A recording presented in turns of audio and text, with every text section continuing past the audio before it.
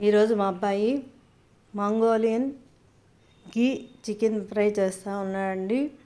దీనికి ధనియాలు, జీలకర్ర, సోంపు, మిరియాలు, ఎండుమిరపకాయలు తీసుకొని వేయించుకున్నాడు. చికెన్ బాగా కడిగి పెట్టుకున్నాడు.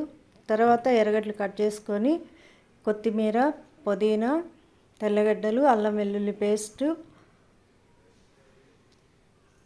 మిక్సీకి వేసుకునే దానికి అన్నీ రెడీ చేసుకున్నాడండి. చింతపండు రసం, అందులో చింతపండు రసం కొంచెం నిమ్మకాయ పిండుకోవాలండి.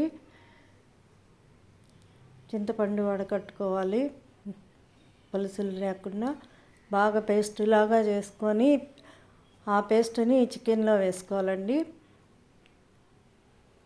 ఆ పేస్ట్ మళ్ళీ వచ్చేసి దానిలోకి 3 స్పూన్ల పెరుగండి, పెరుగేసి బాగా కలిపి పెట్టుకోవాలి.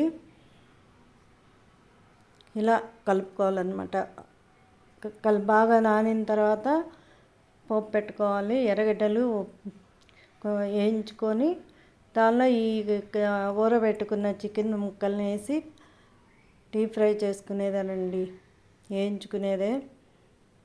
చాలా బాగుంటుందండి. ఫస్ట్ టైం చేశాడు మా బాబు. వాళ్ళ డాడీ మెచ్చుకుంటున్నాడండి. మీ మమ్మీ కన్నా నువ్వే బాగా చేసావని మెచ్చుకుంటున్నారు.